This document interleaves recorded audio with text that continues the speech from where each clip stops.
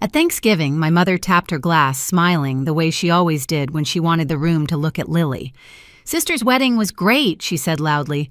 "So, Kat, when's yours?" A few people laughed. My father kept carving turkey like it was urgent work. Lily didn't say a word, just watched me too. Still, too careful. I set my fork down. "I already had mine," I said. "You got invitations." The room dropped into a silence so sharp it felt physical. Then my dad whispered, "We never got them." So I reached into my bag, and that's when everything they'd been hiding finally surfaced. Growing up, I learned early that my family loved symmetry, perfect photos, perfect milestones, perfect stories to tell other people. And in every single one of those stories, Lily was the center. I wasn't bitter about it as a kid. I just assumed that was how families worked. One child shined, the other made room. By the time we were teenagers, the pattern wasn't a pattern anymore. It was a structure, a system. My mother curated Lily's life like it was a brand new showroom collection, dance classes, cheer tryouts, a whole gallery of awards hung in the hallway. Whenever I had my own moments, science fair ribbons, a college acceptance letter, Mom would smile politely and ask if I could take the picture later because she needed good light for Lily's new headshots. I didn't break the cycle. I adapted to it. I got good at watching, learning, anticipating, and I got even better at surviving quietly. Seattle changed me, though. Moving 3 hours away for work wasn't rebellion, it was oxygen.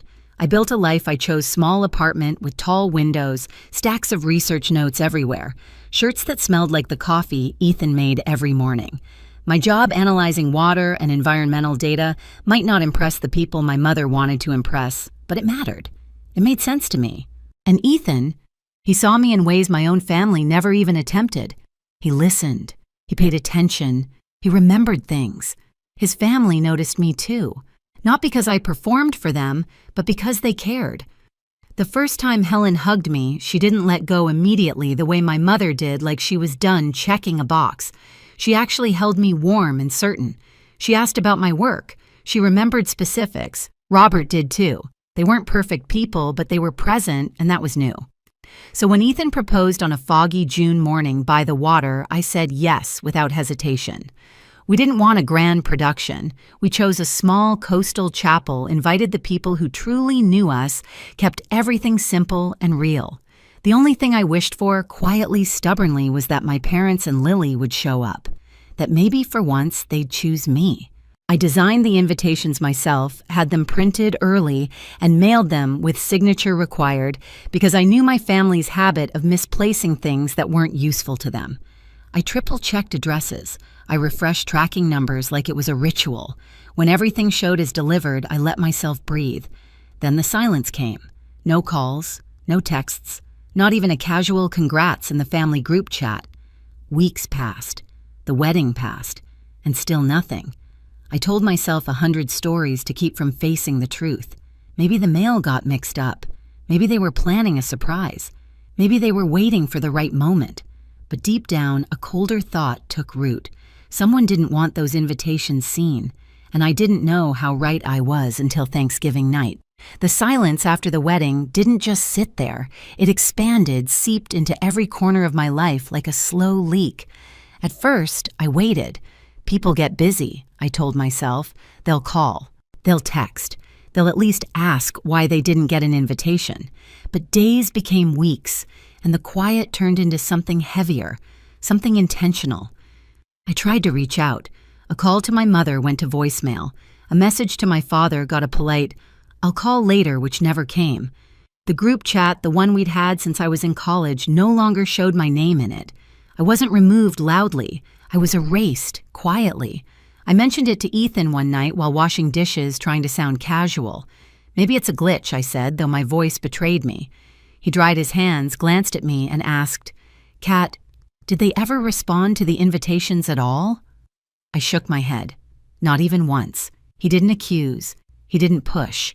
He just said, "Let's check the logs." He helped me navigate through email activity, something I never would have known how to do alone. And there it was, the access logs for the family email. One invitation notice opened, deleted, permanently erased. The timestamp was unmistakable. It wasn't a glitch. It wasn't forgetfulness. Someone had gone out of their way to make sure no one saw my messages.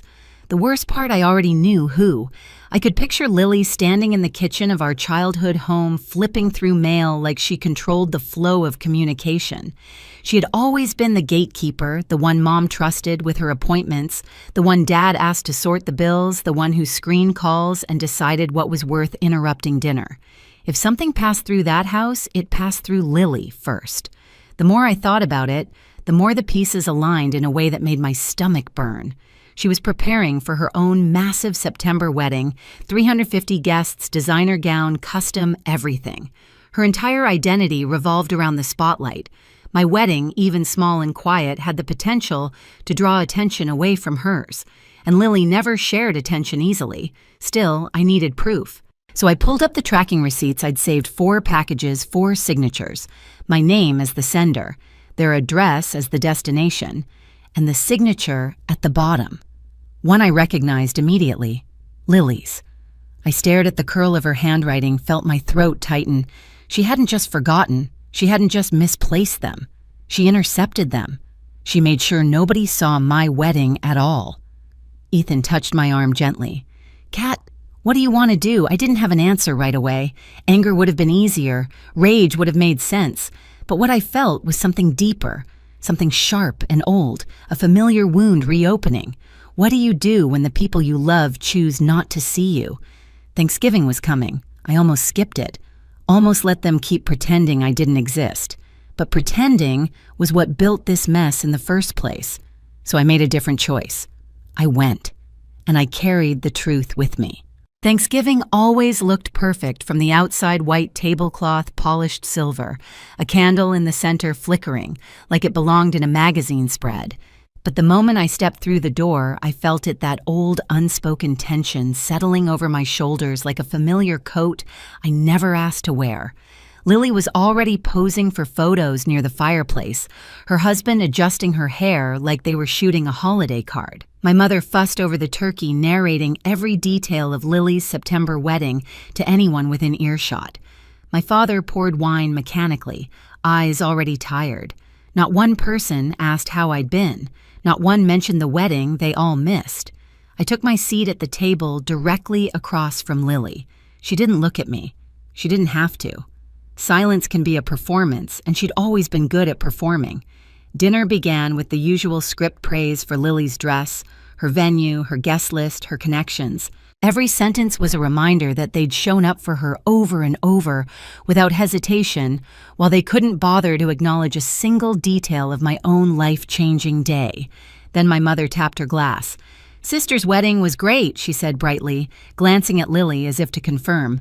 "So, Kat, when's yours?" The table chuckled. Even the turkey knife in my father's hand paused like it didn't know which side to take. Lily kept her eyes on her plate. Too still. Too careful. That told me everything. For years, I would have laughed it off, let the jab slip under my skin, pretended it didn't hurt. But not this time. Not after everything they'd buried. I set my fork down gently. I already had mine. I said, my voice steady. 6 months ago. The shift in the room was immediate, like all the air had been yanked out at once. I waited a beat, let the silence land, then added, "You got invitations." Forks froze. Eyes widened. My mother's smile collapsed.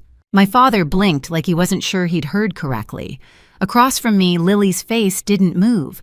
That was the tell she knew exactly where this was going, and she couldn't stop it. "Kat," my father said carefully, "we never got any invitations." There it was, the lie. The familiar deflection. The story they'd rehearsed without even knowing they were rehearsing it. I felt something inside me settle. Not anger. Not revenge. Clarity. "I figured you'd say that," I replied softly. I reached into my bag, not rushing, not dramatic, and placed my phone on the table. The screen glowed, reflecting in the stemware, the candlelight catching its edges like a blade. Every pair of eyes locked onto it. This was the line I'd never crossed before. The boundary I'd never drawn. The moment I stopped allowing myself to be rewritten, and as I tapped the screen to open the receipts, the truth rose in my chest like a tide ready to break. The moment my thumb touched the screen, the room shifted. It wasn't loud. It wasn't chaotic. It was quiet in the way storms get quiet right before they level a coastline. The receipts opened in a neat little list, 4 deliveries, 4 signatures, all marked received. I zoomed into the first one and rotated the phone so the entire table could see. The looping, confident signature at the bottom was unmistakable. Lily. My mother gasped softly, her hand flying to her mouth. My father leaned forward like he needed to see the truth up close or it wouldn't count. Ryan stiffened in his chair, his eyes darting from the screen to his wife like someone had suddenly spoken a language he didn't know she understood. Lily didn't move. Her face didn't even twitch. I could feel my pulse in my fingertips, but my voice came out calm too. Calm. These were delivered April 23rd, I said. All 4 invitations. Signed for by Lily. Dead silence again. But this time it wasn't surprise. It was exposure. Kat, my father whispered this. This must be a mistake. It's not, I said, swiping to the next screenshot. This is the tracking log from the Postal Service. Priority mail. Signature required. All confirmed, all delivered. I paused, then added quietly, and all intercepted. My mother shook her head. No. No, that makes no sense. Lily would never. Oh, stop, I said gently. Not harsh, just done. You keep saying what Lily wouldn't do, but you never look at what she actually does. That landed. My mother froze. Ryan finally spoke, his voice low. Lily, did you sign for these? Lily blinked. Not slow, not thoughtful, but mechanical, like she was trying to reboot her expression. I don't remember.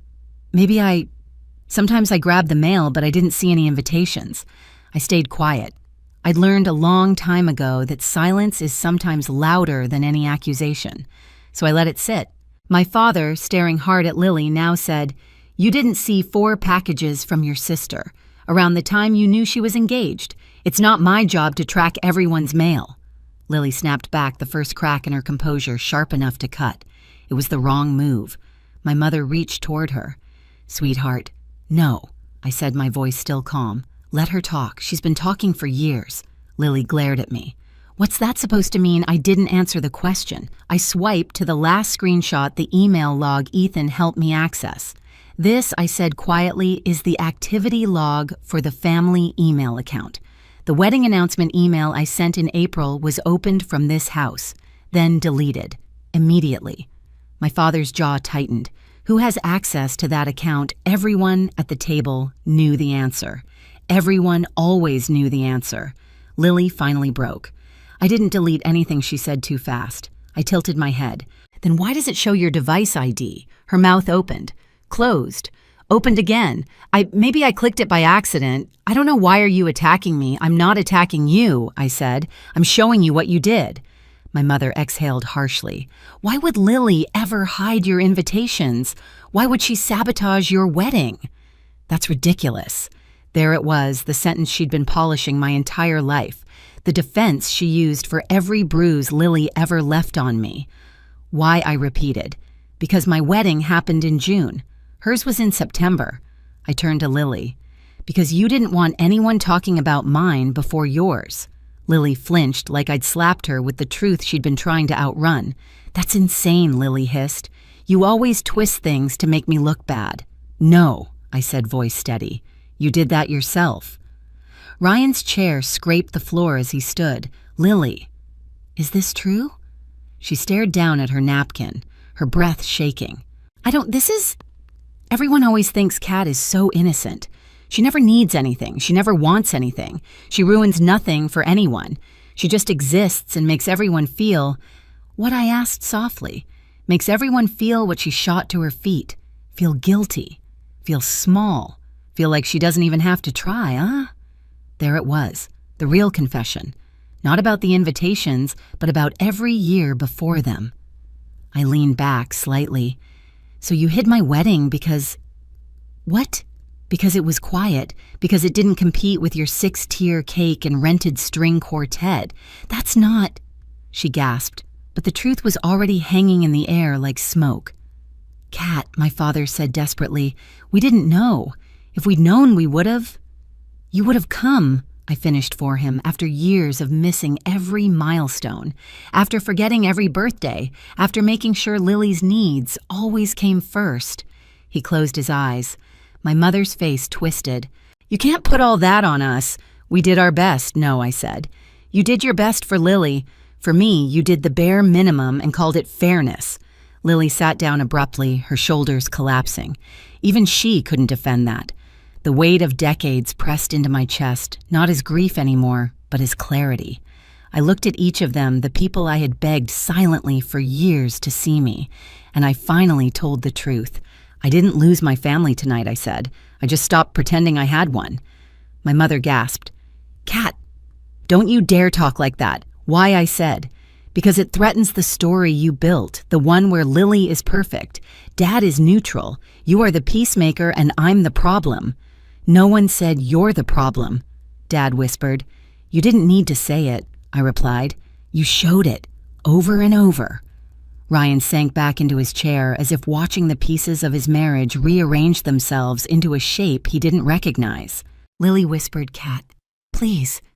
That single word "please" carried years of fear-guilt and the sudden realization that her control was gone. I stood slowly, pushing my chair back with a soft scrape. "I'm done begging for a place at this table," I said. "I'm done asking you to show up for me.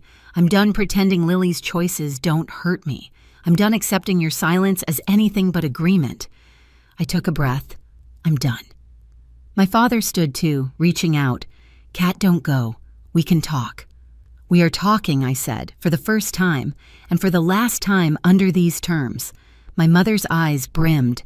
"We can fix this. You can't fix what you refuse to acknowledge," I replied, "and you refused for years." I picked up my coat, feeling lighter with every inch I pulled it over my shoulders. As I walked to the door, I heard Lily sob quietly. I heard my mother mutter my name like a plea. I heard my father say, "We should have checked. We should have asked." But their remorse wasn't my responsibility anymore. I opened the door, cold air rushing in, and paused just long enough to say, "You didn't miss my wedding. You chose not to see it." Then I stepped outside, letting the door close behind me, not loudly, not dramatically, just firmly, a clean final line drawn. And for the first time in my life, the silence that followed belonged to me. Ethan opened the door before I even reached it, like he'd been listening for my footsteps. One look at my face and he didn't ask what happened. He just wrapped his arms around me and held on until the shaking stopped. No questions, no judgment, just presence. Something my family had never mastered.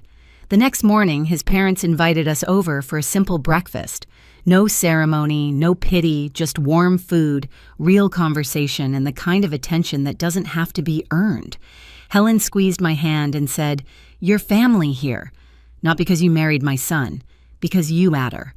A week later, Lily sent a long email, therapy soft apologetic, admitting more than I expected. I read it.